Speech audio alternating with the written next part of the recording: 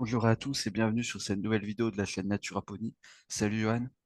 Salut à tous, salut Pierre. Aujourd'hui, on va vous parler de pompe immergée, filtre pression et pompe à air.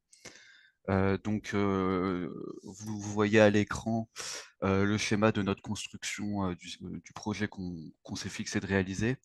Donc, dans les vidéos précédentes, je vous ai expliqué le schéma. Donc, si vous n'avez pas encore vu les vidéos précédentes, je vous invite à aller les regarder. Donc, comme j'ai dit, on va vous parler de pompe immergée, filtre pression et pompe à air.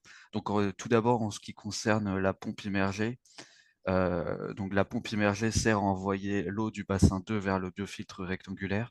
Et donc, Johan, est-ce que tu peux expliquer quel type de pompe on a choisi? On a choisi une pompe qui peut aller de 2000 litres-heure à 5000 litres-heure, ce qui est une très grosse capacité, hein, parce que je rappelle que les deux bassins font 500 litres, pour une puissance qui va de 6 watts à 22 watts, donc une consommation très faible.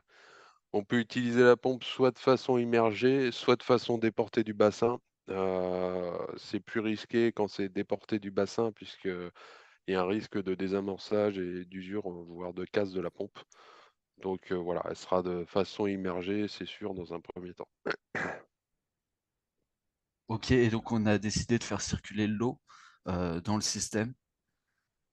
Oui, on a décidé de faire circuler l'eau pour deux choses.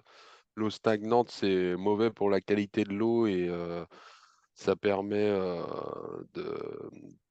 Il y a un il y a un développement d'algues, pardon, et de mauvaises bactéries qui peut se créer. Il faut aussi, dans un deuxième temps, tester le circuit afin de détecter s'il y a des fuites ou pas. Donc ça, c'est une partie importante quand même de faire circuler l'eau dans le système. Ok, merci Johan. Je vais vous parler du filtre pression. Donc, le filtre pression, il a une utilité importante. L'eau des deux bassins contient les déchets produits par les poissons.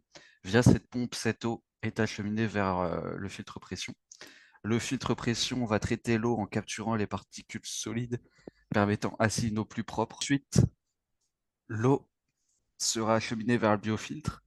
Dans le biofiltre, les bactéries nitrifiantes convertissent les déchets dissous, l'ammoniac en nitrate, utilisable par les plantes. Ensuite, pour la pompe à air, Johan, je te laisse expliquer à quoi elle va servir. La pompe à air, elle joue un rôle crucial en maintenant un niveau adéquat d'oxygène dissous dans l'eau, ce qui est essentiel pour les poissons et les bactéries dans le biofiltre. La pompe à air, elle est connectée à des diffuseurs d'air situés donc dans les réservoirs à poissons, dans le biofiltre, dans les deux biofiltres et dans le congélateur. C'est un modèle de pompe qui est très silencieux. La pompe, elle consomme entre 35 et 38 watts pour un débit de 3600 litres-heure. Autant dire que ça nous permet de voir venir, puisque on peut en rajouter encore pas mal d'installations dessus.